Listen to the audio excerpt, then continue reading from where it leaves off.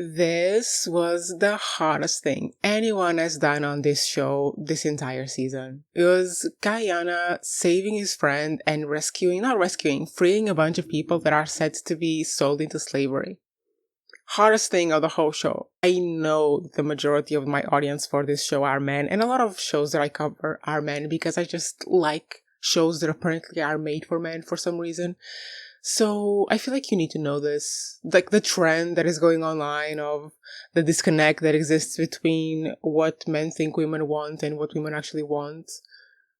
We don't care about the muscles. It's about whether or not he's willing to risk his life to set us free from oppression, which could very easily just translate to not oppressing us in the first place.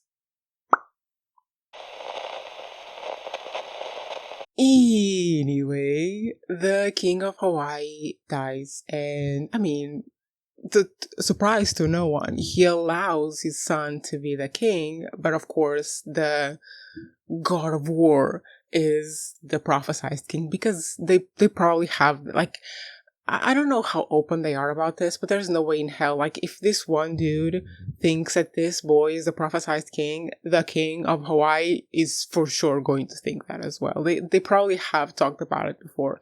So he makes him the god of war.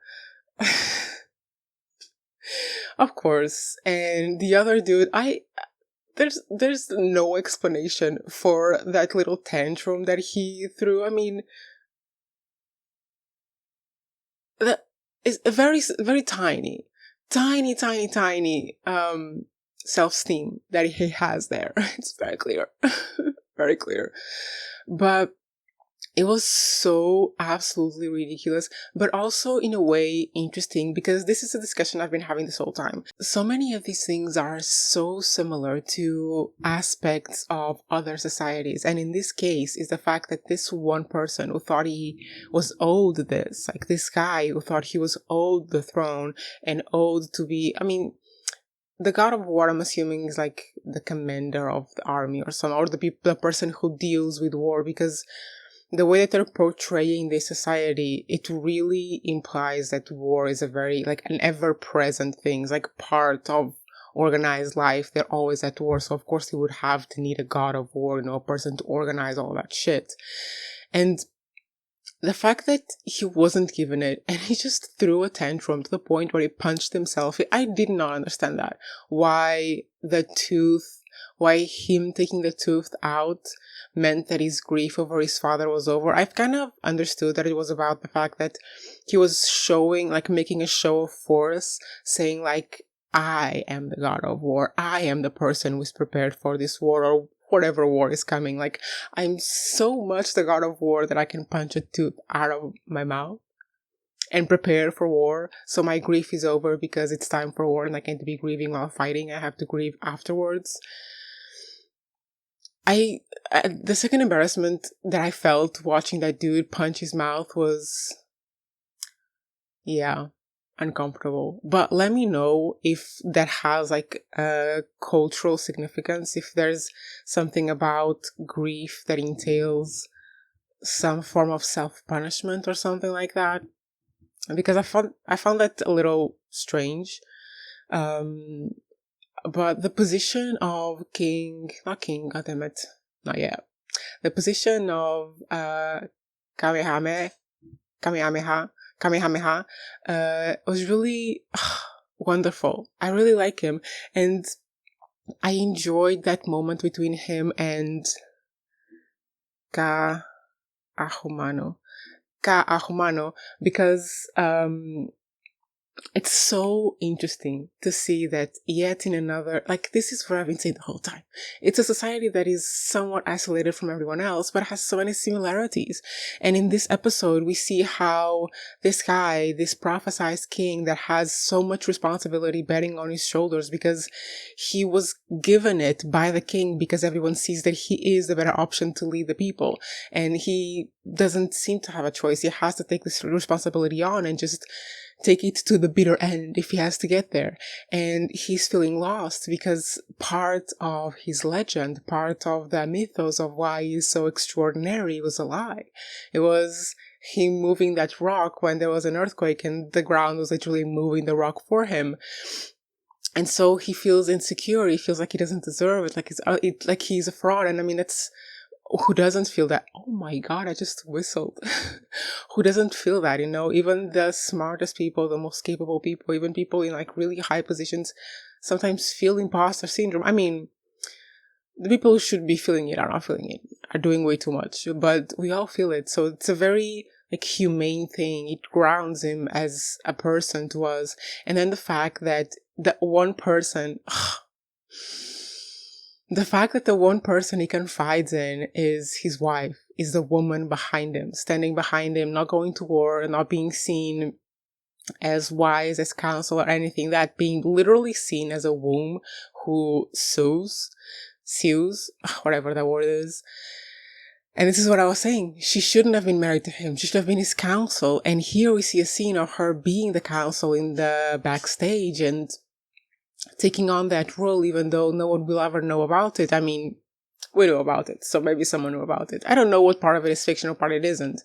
But it's so nice to see that even in an isolated culture, if this is even accurate to what happened, this guy, this really powerful, strong, capable man who is admired by his people, still feels like a fraud because there was part of his mythos that was kind of not exactly as it happened. And the only person he feels safe to confide in is the woman that is there for him, that was literally put there for him for that purpose.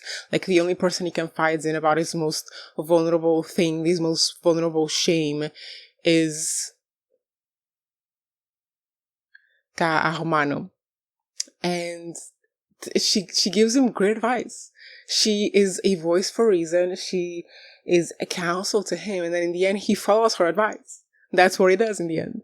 And I just, no words, just loved it. And of course, King Kahekili, the asshole, is going to invade Hawaii. And he wanted to invade it while the old king was still alive because it was going to be great, like his bones were going to be a great trophy. What a sadistic asshole this man is. But his people are so terrified of him. This is how these men get all of this power, is by inciting fear in the people around him. But the thing that he will learn, and I suspect we will learn as well through watching this show, is that inciting fear is not as effective as, and it's not inciting, but getting respect and loyalty. Like, people will fight a lot harder when they're fighting for freedom and for family and for justice than they will fight for oppression. I mean, historically, let's think about it. I mean, we might live through it. Who knows? And I was very surprised when the one guy like piped up and was like, this doesn't really feel like prophecy, my dude. And the dude didn't kill him. I thought, maybe he's gonna do like a little show of force.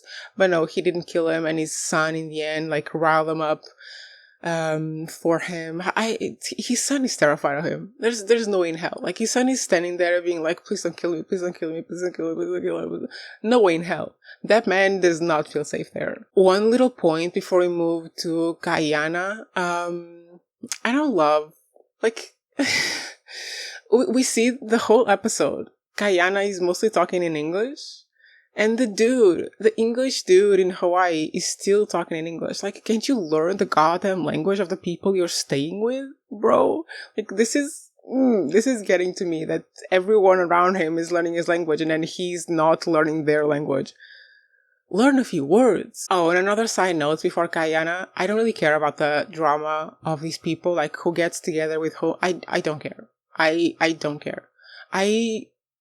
I'm gonna talk about it. So Guyana is about to go home, right? He has the deal with the lady, he has the weapons, but now he's missing his boo, Tony. And this whole episode, because this is what I was saying in the last episode, this is what I was saying, Guyana, you gotta go rescue your boo, you gotta go rescue your bestie. And this whole episode, the words that were going through my mind, I'm so sorry if this show is like offensive to like anyone from Hawaii, but I love this show as a kid.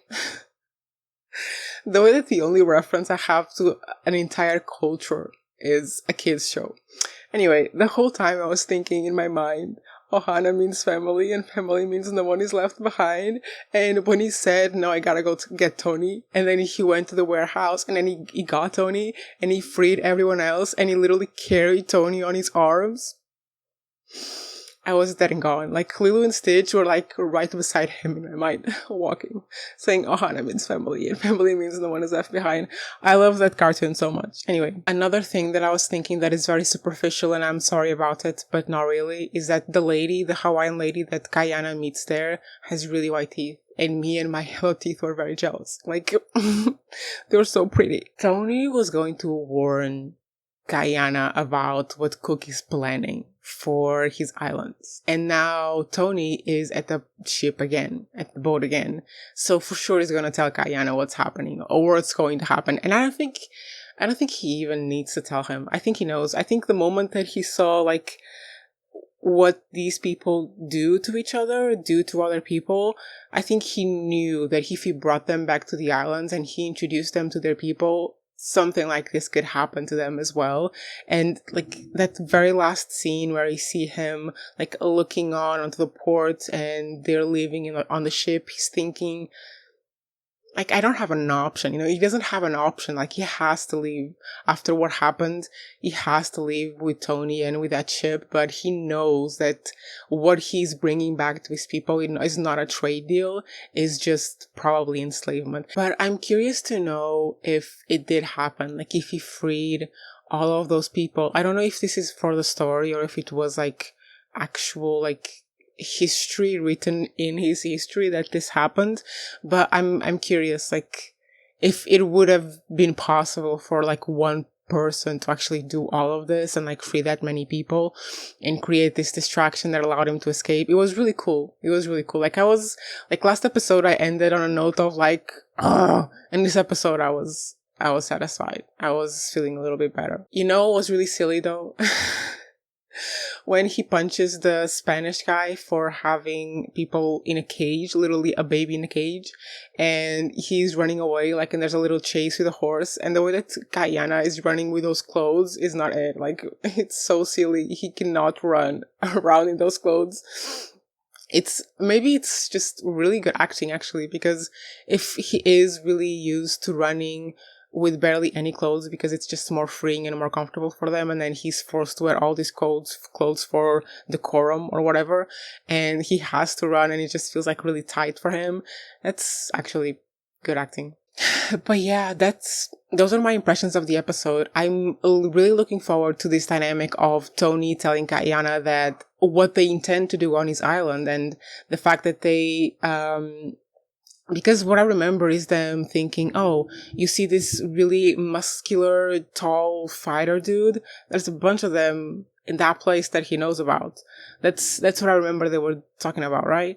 And I'm really looking forward to seeing this dynamic of Tony telling Kayana and then Kayana being like, talking to the lady with the trade deal of the sandalwood and all of these shenanigans, like one person wants one thing, the other person is afraid of another thing, and then these people want something else. And I think it's going to be interesting, especially because they're going to be arriving around the same time of that goddamn war, because now there's going to be potentially war in Hawaii, even though Kamehameha doesn't want it.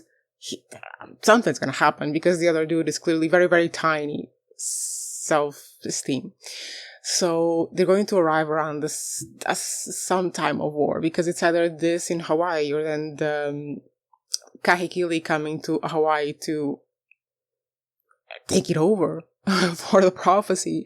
So this is gonna be like insane. I don't know if it's gonna be next episode. Yeah. Well, I'll be here because I'm really enjoying this show. Anyway, guys, thank you so much for watching, and I will see you back here next week. Bye.